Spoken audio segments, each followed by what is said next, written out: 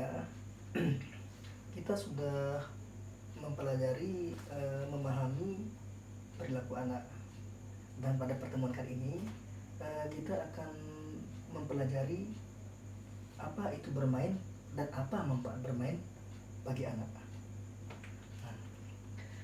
Untuk menjelaskan atau mengetahui apa manfaat bermain, apa itu permainan dan apa manfaat bermain bagi anak, di sini kita akan menggunakan sebuah permainan. Di sini saya akan menggunakan permainan rantai kata, ya, rantai kata.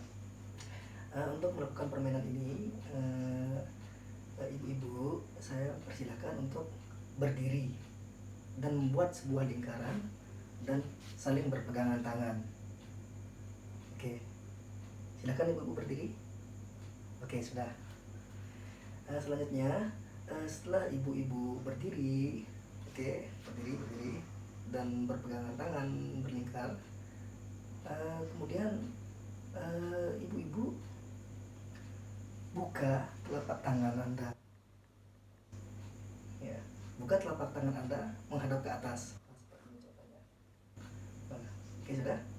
Ya, bagus.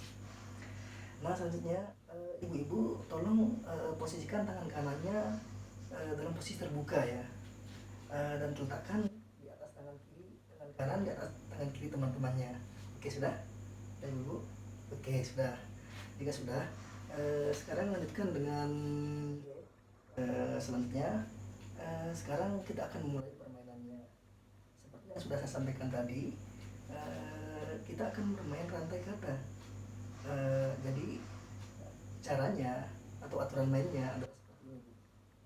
Ketika nanti saya tunjuk salah satu di antara yang lain menyebutkan satu kata saja yang disambung dengan kalimat contoh, seperti buah. Nanti ibu-ibu menepuk tangan yang sebelahnya, lalu ibu-ibu melanjutkannya dengan buah apel, gitu kan. Setelah buah apel itu dimakan, gitu kan. Nah, sampai seterusnya. Oke, ibu-ibu sudah siap? Oke, terima kasih. Kalau sudah siap, mari kita mulai. Ibu, pintar, tepuk tangan. Ibu-ibu sekarang akan duduk kembali ke tempatnya masing-masing. Oke, siap. Sekarang saya akan tanya ibu-ibu, dari permainan yang tadi, bagaimana perasaan ibu-ibu? Bagaimana perasaan ibu-ibu setelah belajar dari permainan yang tadi? Setelah memainkan permainan yang tadi, pelajaran apa yang ibu bisa ambil dari permainan tersebut? Oke, silakan ibu-ibu bertanya. Ibu baik? Gimana? Oh ya. Jadi perasaannya ibu seperti ini, ya. Oke, ya.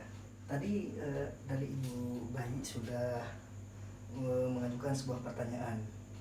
Nah, selanjutnya sekarang saya akan sampaikan apa sih manfaat dari permainan yang tadi ibu-ibu mainkan atau kita mainkan. Yang pertama adalah melatih konsentrasi. Benar nggak? Oh ya, benar. Yang kedua adalah menambah perbendaharaan kata baru. Jadi tadi yang ibu ini bilang buah, lalu dia tambahkan jeruk atau apel, dan apel dimakan dan lain sebagainya. Jadi secara tidak langsung kita menambah kata baru, seperti itu. Dan permainan tersebut juga dapat dilakukan bersama orang tua dan anak di rumah. Harapan saya sebagai pendamping bahwa ibu-ibu nanti akan mempraktekannya di rumah dengan anak-anaknya ibu. Nah, gitu, ya. Apa tujuannya? Agar anak terangsang pikirannya, konsentrasinya, dan menambah kata, perbendaharaan kata untuk anak tersebut. Ya, saya hanya akan berpesan kepada ibu dan kita semua yang sudah mempunyai anak atau sebagai seorang orang tua. Terkadang kita sebagai orang tua ini lupa atau enggan untuk meluangkan waktu bermain bersama anak. Kadang kita ini selalu menganggap bahwa bermain bersama anak itu hanya membuang-buang waktu dan tidak bermanfaat. padahal sebenarnya manfaatnya sangat besar untuk kita sendiri sebagai orang tua, terlebih kepada anak kita. Nah, seperti itu ibu-ibu. Baiklah ibu-ibu, untuk selanjutnya saya akan mengajak ibu-ibu untuk melihat sebuah flip chart. Di sini ada flip chart atau poster atau gambar, yaitu yang membahas tentang manfaat bermain bagi anak. Di sini banyak sekali loh manfaatnya bermain bagi anak itu. Yang pertama, dia mendapatkan manfaat fisik. Yang kedua, manfaat emosional. Yang ketiga, perbedaan cara berpikir. Dan yang keempat, sosial. Dan yang kelima adalah bahasa. Jadi ada 5 manfaat bermain bagi anak. Yang pertama saya akan membahaskan yang secara fisik. Jadi ketika kita selaku orang tua bermain dengan anak, yang di sini manfaatnya bagi fisik itu adalah mengasah kemampuan fisik anak. Bagaimana maksudnya mengasah kemampuan fisik anak? Yaitu anak akan lebih banyak bergerak gitu. Dari permainan itu anak akan lebih banyak bergerak, sehingga laku fisiknya akan lebih aktif gitu Bu. Dan yang kedua adalah membuat anak sehat. Ya tentu saja anak akan lebih sehat ketika kita sering bermain. Kenapa bisa begitu? Karena dalam permainan itu banyak sekali gerakan. Gerak-gerakan itu membuat kita sehat. Nah, seperti itu. Selanjutnya, bagi manfaat bermain bagi anak itu adalah mempengaruhi emosi anak. Yang selanjutnya adalah mempengaruhi emosi anak. Mempengaruhi emosi anak ini, anak akan merasa bahagia. Tentu saja anak akan merasa bahagia ketika bermain dan lain sebagainya. Yang kedua, yang selanjutnya adalah belajar untuk mengekspresikan perasaan. Bagaimana maksudnya? Jadi ketika kita sebagai orang tua mengajak anak bermain, secara tidak langsung hubungan emosional kita dengan anak akan semakin bertambah. Gitu. Nah, seperti itu. Yang selanjutnya adalah meningkatkan kedekatan hubungan anak dengan teman bermainnya. Ya, tentu saja. Ketika anak si A dengan anak si B, misalnya anaknya ibu B ini, yaitu bermain dengan anaknya ibu ini, mereka akan ada hubungan emosionalnya. Ketika yang satu terjatuh atau sakit gitu, secara otomatis nanti dia akan saling membantu gitu. Mempengaruhi cara berpikir anak. Jadi dalam cara berpikir anak ini, yaitu memberikan pengetahuan baru.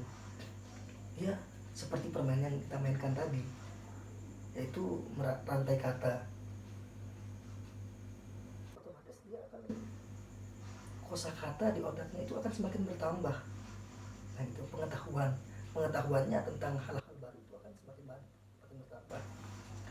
Yang selanjutnya adalah belajar menyelesaikan permasalahan.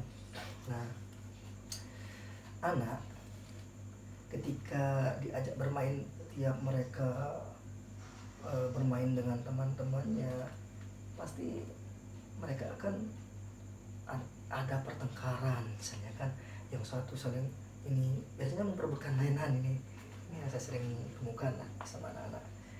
Mereka akan berusaha untuk baikan lagi.